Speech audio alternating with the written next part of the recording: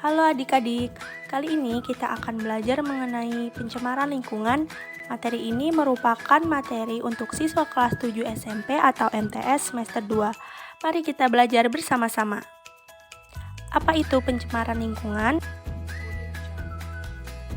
Pencemaran lingkungan adalah masuknya atau dimasukkannya makhluk hidup, zat, energi, atau komponen lain ke dalam lingkungan sehingga kualitas lingkungan turun sampai ke tingkat tertentu yang menyebabkan lingkungan tidak dapat berfungsi sesuai dengan peruntukannya.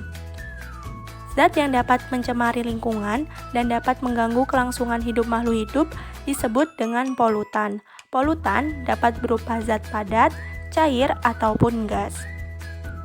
Kapan suatu zat dapat dikatakan sebagai polutan? Suatu zat dapat dikatakan sebagai polutan jika yang pertama, kadarnya melebihi batas kadar normal atau di ambang batas, yang kedua, berada pada waktu yang tidak tepat, dan yang ketiga, berada pada tempat yang tidak semestinya. Pencemaran air. Pencemaran air merupakan kondisi air yang menyimpang dari sifat-sifat air dari keadaan normal. Air dikatakan tercemar apabila air itu sudah berubah, baik warna, bau, ataupun rasanya. Faktor yang dapat menyebabkan pencemaran air ada 3. Yang pertama ada limbah industri.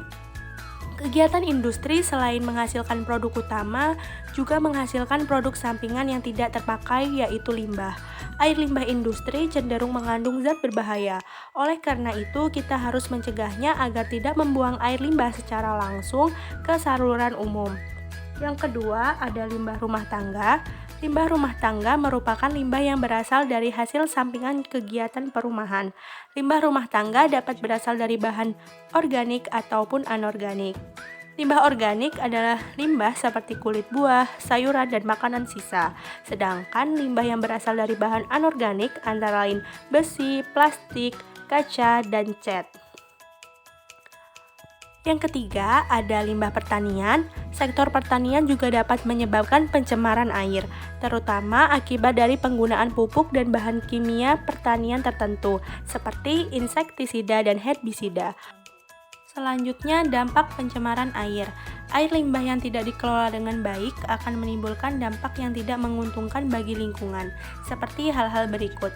Yang pertama, penurunan kualitas lingkungan. Penggunaan pupuk yang berlebihan dapat menyebabkan suburnya ekosistem di perairan kolam, sungai, waduk, atau danau. Pupuk yang tidak terserap ke tumbuhan akan terbuang menuju perairan. Akibatnya, ganggang akan tumbuh dengan subur di atas permukaan air.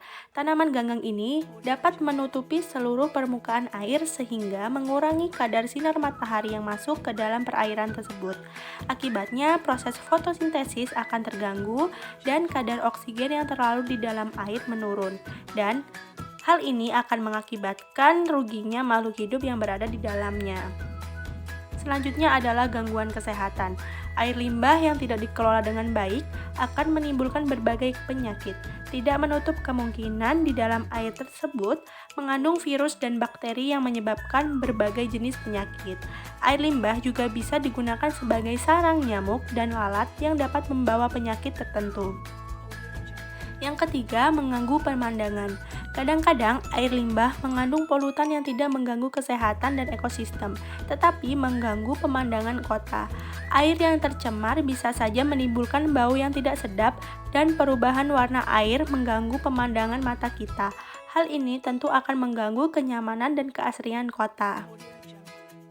Cara menanggulangi pencemaran air. Untuk menanggulangi pencemaran air, dapat dilakukan dengan beberapa cara, yaitu yang pertama menggunakan kolam stabilisasi. Dalam kolam stabilisasi, air limbah diolah secara alamiah untuk menetralisasi zat-zat pencemar sebelum air limbah dialirkan ke sungai. Yang kedua, menggunakan IPAL atau instalasi pengolahan air limbah. Pengolahan air limbah ini menggunakan alat-alat khusus. Pengolahan ini dilakukan melalui 3 tahapan, yaitu primary treatment, second treatment, dan tertiary treatment. Primary treatment merupakan pengolahan pertama yang bertujuan untuk memisahkan zat padat dan zat cair dengan menggunakan filter atau saringan dan bak sedimentasi. Kemudian, second treatment merupakan pengolahan kedua yang bertujuan untuk menggumpalkan, menghilangkan koloid, dan menstabilisasikan zat organik dalam limbah. Yang terakhir, tahap tertiary merupakan lanjutan dari pengolahan kedua, yaitu penghilangan nutrisi atau unsur hara, khususnya nitrat dan fosfat, serta penambahan klor untuk memusnahkan mikroorganisme patogen. Cara yang ketiga adalah dengan 4R atau recycle, reuse, reduce, dan repair. Recycle adalah pendaur ulangan. Misalnya, sampah yang dapat terurai dijadikan sebagai pupuk kompos. Kemudian proses reuse dilakukan untuk sampah yang tidak dapat terurai dan dapat dimanfaatkan ulang. Misalnya, botol bekas yang dapat digunakan untuk penyimpanan air minum. Reduce adalah kegiatan pengurangan bahan atau penghematan.